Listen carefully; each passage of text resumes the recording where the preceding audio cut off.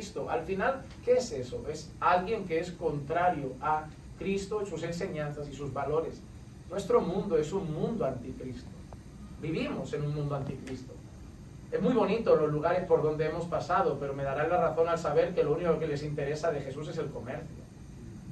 Lo único que les interesa de Jesús es vendernos cosas sobre Jesús, porque ellos ignoran a Jesús, no quieren a Jesús, aborrecen a Jesús, seguramente se burlarían de Jesús, y lo único que ven a Jesús en este lugar es la manera como sacarle dinero a los cristianos que sí aman a Jesús. Es un mundo anticristo. Es un mundo anticristo. Si seguramente fuéramos a Jerusalén, a un barrio judío ortodoxo, hiciéramos nuestro devocional en alto y exaltáramos el nombre de Jesús, no saldríamos bien parados, porque es un mundo anticristo. En nuestra sociedad en Barcelona, bueno, no son judíos ortodoxos, pero tienen ciertos valores totalmente pecaminosos, mundanos, que también son anticristo. Y en medio de esa sociedad está la sal de la tierra, lo que evita que el mundo se pudra. ¿Cómo lo hacemos? Bueno, si miramos todo el Sermón del Monte, yo quiero darle algunas referencias para que las tengan en cuenta. En primer lugar, todo lo que nos ha dicho antes el Señor, antes de estos versículos. En Mateo 5.3 decía que debíamos ser pobres de espíritu. En Mateo 5.4 debíamos ser los que lloran y luchan con su pecado. En Mateo 5.6 debíamos ser personas que vivían en integridad, es decir, los que tienen hambre y sed de justicia, los que tienen deseos de hacer la voluntad de Dios. En Mateo 5.7 somos llamados a ser los misericordiosos. En Mateo 5.9 somos llamados a ser los pacificadores. Y justo después de decir y hablar que somos la sal de la tierra y la luz del mundo, el Señor Jesús sigue el discurso, sigue el Sermón del Monte y nos llama a cosas como tener una vida de obediencia real, no hipócrita como la de los fariseos, obedecer los mandamientos del Señor, orar no para ser vistos por los hombres, sino orar para ser vistos por Dios, ayunar no para ser vistos por los hombres, sino para ser vistos por Dios. El Señor nos llama a no pagar el mal con mal, sino el mal con bien. Así que de Mateo 5 a Mateo 7 encontramos el Sermón del Monte. Vivir esas palabras es ser la sal de la tierra. Somos la sal de la tierra, pero para lucir como la sal de la tierra, nosotros tenemos que poner por obra lo que el Señor Jesús enseña, principalmente en el Sermón del Monte. Si nosotros hacemos exactamente lo que Jesucristo pide en Mateo 5, Mateo 6 y Mateo 7, nosotros entonces luciremos como la sal de la tierra que debemos ser. Porque, amados hermanos, nosotros somos llamados a ser diferentes al mundo. Y a mí algo que me preocupa es cuando yo ya no empiezo a ver distinción entre el mundo y la iglesia. Cuando yo miro a los creyentes y les gustan las mismas cosas del mundo, se divierten de la misma manera del mundo, les entretienen las mismas cosas del mundo, invierten su tiempo de la misma forma del mundo, y no hay distinción entre luz y las tinieblas, más allá de ir el domingo a la iglesia. Ir el domingo a la iglesia no te hace cristiano. Ir el domingo a la iglesia no te hace creyente. A mí hay personas que me dicen, yo conocí al Señor con 14 años, miro su vida, me cuenta su vida y digo, tú no has conocido al Señor, tú has conocido una iglesia, pero tú no has conocido a Cristo. Paul Washer dijo una vez que cuando conocemos verdaderamente a Jesús es como si un tráiler nos hubiera pasado por encima. Es imposible decir, he conocido a Jesús y lucir igual. Imposible. Es imposible decir, he conocido a Jesús y tener una vida desordenada, contrario a lo que Jesús pide de nosotros. Podemos pasar toda la vida yendo a una iglesia, y a una iglesia sana, y no haber nacido de nuevo. Podemos llegar un día delante de Jesús y ¿sabes qué?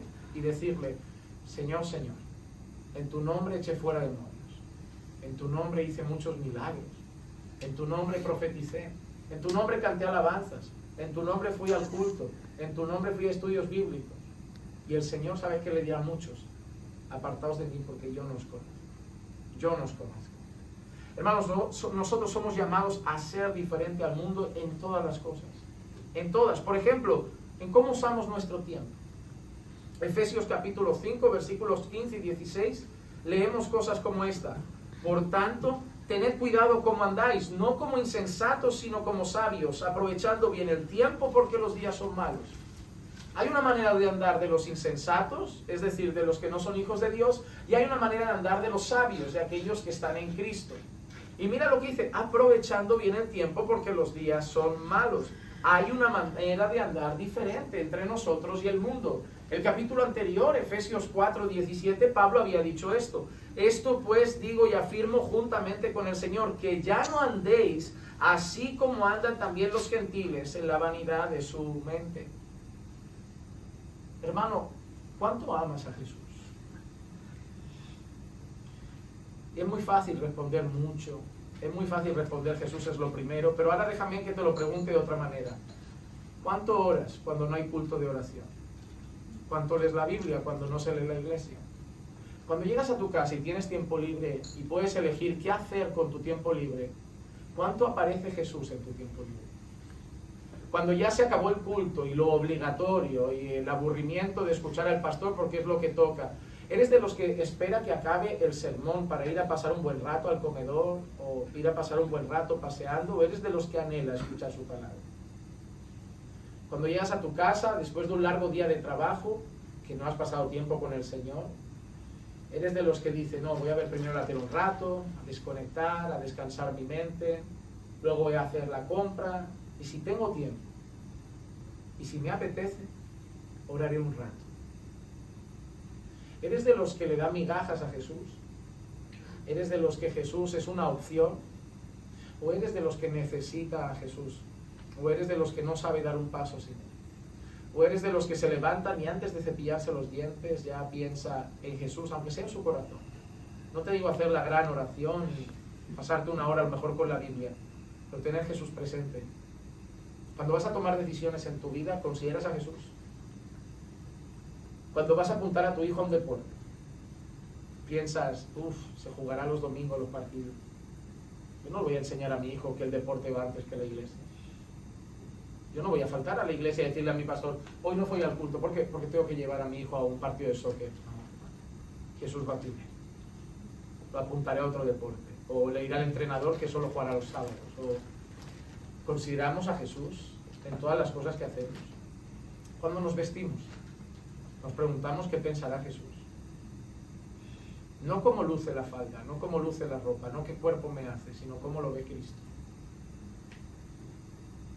Cuando hablamos, cuando nos tratamos entre maridos y mujeres, ¿pensamos en Jesús o pensamos en nosotros, en tener la razón, en hablar más alto que el otro? ¿O alguna vez pensamos cómo nos verá Jesús mientras nos estamos hablando así? El creyente no es el que principalmente va todos los días a la iglesia. El creyente es el que todas las cosas que hace busca darle la gloria a Dios. Vive para agradar a Dios, vive preocupado por complacer a Dios.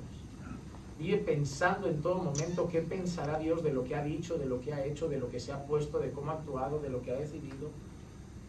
Respira, piensa, vive y se mueve mirando al cielo y pensando, ¿está todo bien? Ese es el creyente. Se puede divertir, yo me lo estoy pasando muy bien con ustedes. Yo no echo de menos borrachera, ni bailes por la noche. No echo de menos un ambiente pesado como el que podía tener en el mundo antes. Tengo un ambiente sano, cuando tengo un rato con hermanos, de alguna manera Cristo aparece en las conversaciones. Porque Cristo está en nuestro corazón y de la abundancia del corazón habrá la boca. Me lo paso bien, me edifico e intentamos marcar la diferencia aquí donde vayamos. Nosotros somos diferentes al mundo. Somos diferentes al mundo. Mira lo que dice Pablo en 1 Corintios 6, del 9 al 11. ¿O no sabéis que los injustos no heredarán el reino de Dios? No os dejéis engañar, ni los inmorales, ni los idólatras, ni los adúlteros, ni los afeminados, ni los homosexuales, ni los ladrones, ni los avaros, ni los borrachos, ni los difamadores, ni los estafadores heredarán el reino de Dios. Y esto erais. Pero está en pasado, hermano. Esto erais algunos de vosotros. Pero mira lo precioso que dice el apóstol Pablo.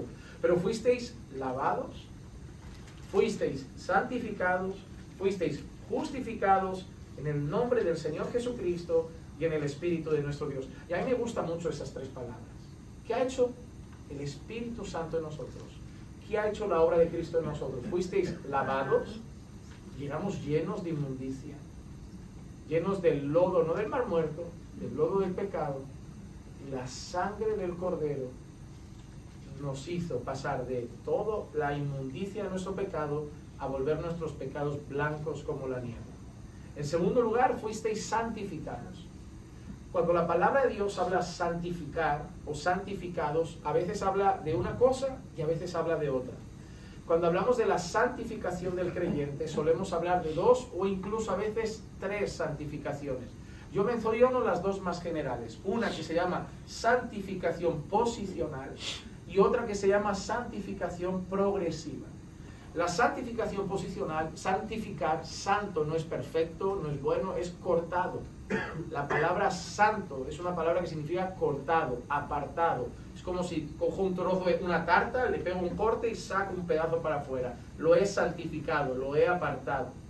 Entonces, la primera santificación que yo menciono, la santificación posicional, es lo que el Señor hace con nosotros al ser salvos.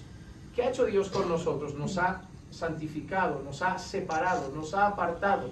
La Biblia dice que hemos sido trasladados del reino de las tinieblas al reino de su luz admirable. Ahora nosotros, hermanos, hemos sido separados. Estamos en el mundo, pero ya no somos de este mundo. Tanto es así que hay una expresión que a mí me encanta en Efesios, que dice que ahora estamos sentados en lugares celestiales en Cristo Jesús. ¿Han leído esa expresión?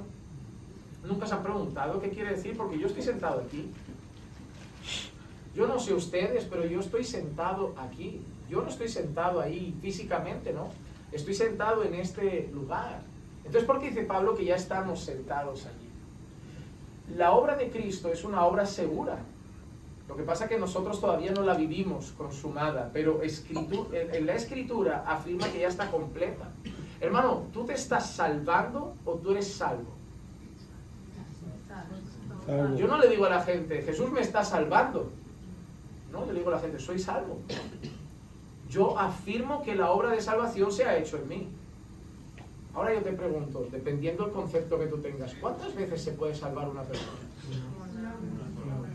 Que dependiendo de la iglesia que vengas y tengas algún que otro concepto, hay gente que se ha salvado ya 4 veces, 5, 6.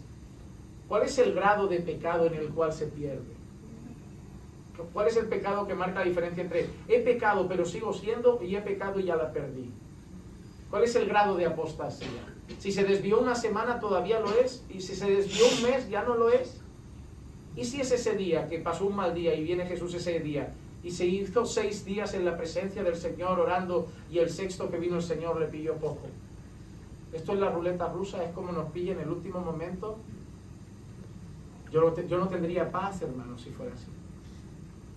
Yo no tendría paz si fuera de esa manera. Imagínate que yo intento vivir una vida que agrade al Señor y un mal día, estoy enfadado, voy a mi casa, veo el semáforo en rojo, pero por mi enfado yo me lo salto, porque tengo ganas paso de todo, y me arrolla un camión.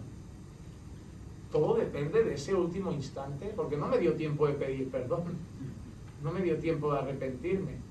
El pastor se fue al infierno. ¿Por qué? Porque la última cosa que hizo fue saltarse un semáforo en rojo y no se arrepintió. Pues tenemos un serio problema. Si la salvación es una ruleta rusa, que depende del último momento de nuestra vida, hermanos, yo no podría dormir esta noche, porque no hay día que cierre los ojos y me vea perfecto delante del Señor. Todos los días, ya sea un pensamiento, o ya sea una palabra, o ya sea un sentimiento, hay algo que sé que no fue perfecto. Hay algo que sé que no estuvo a la estatura de Jesús. Y si cada día dependo de llegar perfecto por mis propios méritos, hermano, yo no podría dormir esta noche. Estaría atormentado por la idea de acabar en el infierno. Pero yo me acuesto en paz y duermo seguro. A pesar de que fallo, pero duermo seguro porque la justicia que está en mí no es la mía, es la de Cristo. Y no quiero decir con esto que podamos vivir de cualquier manera, porque si Cristo está en nosotros, habéis sido lavados, habéis sido santificados y habéis sido justificados. Se va a ver en vuestra vida. Hay gente que piensa que cuando yo le enseño a las personas que la salvación de ellos es segura, les estoy diciendo automáticamente, es que vosotros enseñáis que se puede vivir de cualquier manera y ser salvo. Digo, ¿yo dije eso? No, pero les estás diciendo que están seguros ya. Sí. Entonces pueden vivir. Yo no dije eso. Tú estás sacando una conclusión de una idea totalmente diferente. Ah, pero entonces, si son salvos, pueden hacer... No, es que si son salvos no van a querer hacer eso. Hay dos tipos de personas, las que no lo hacen por miedo a perderse y las que no lo hacen por amor a la salvación que han recibido. Si yo guardo mi cuerpo y me cuido, si yo intento agradar al Señor, si yo intento vivir en santidad y en obediencia, no es porque me da miedo el infierno, no es porque miro abajo y siento que el azufre me espera y voy a arder eternamente si no me porto bien. Si yo quiero vivir en santidad y si yo quiero agradar a Dios y si yo quiero portarme como la sal de la tierra, es por un motivo. Porque he recibido tanta gracia, tanta misericordia y tanto amor, que la única cosa que quiere hacer mi corazón es devolver obediencia en gratitud al amor que he recibido. Amén. Yo no le tengo miedo al infierno y eso no me hace querer vivir en pecado. El corazón que quiere vivir en pecado es un corazón que no es salvo. Y si esa persona dice, pues entonces va a vivir en pecado y va a ser salvo igual, no, es que nunca fue salvo. Porque aquel que está en Cristo, nueva criatura es. Si el Señor ha llegado a tu vida, significan varias cosas. En primer lugar, que tú ya no eres tú. La Biblia establece que Dios te ha quitado el corazón de piedra, te ha dado un corazón de carne y te ha dado su Espíritu Santo. ¿Cómo una persona que le ha pasado eso va a vivir practicando el pecado? No. Por eso el apóstol Juan dice, el que practica el pecado es del diablo. Uy, aquellos que pasaron un tiempo en la iglesia y luego se fueron. Bueno, hablando de los falsos profetas, falsos maestros, y yo creo que aplica a los falsos creyentes, el mismo apóstol Juan dice, estaban entre nosotros, pero no eran de nosotros. Se fueron porque no eran de nosotros, porque si hubieran sido de nosotros, se hubieran quedado con nosotros. Y dice el apóstol Juan, pero se marcharon para manifestar que no todos son de nosotros. Entre el trigo siempre va a haber cizaña, entre las ovejas siempre van a haber cabras, y entre los creyentes siempre van a haber impíos. Si tú lees el libro de Hebreos, y es un texto que hay gente que utiliza para hablar de la pérdida de la salvación, hay un pasaje donde el autor de los Hebreos dice que unos fueron iluminados, que degustaron los poderes del siglo venidero, que vivieron el poder del Espíritu Santo, y aún así le dieron la espalda al Señor. Y el autor de los Hebreos dice, para ellos no hay más esperanza de salvación. Pero ese texto no dice que eran salvos.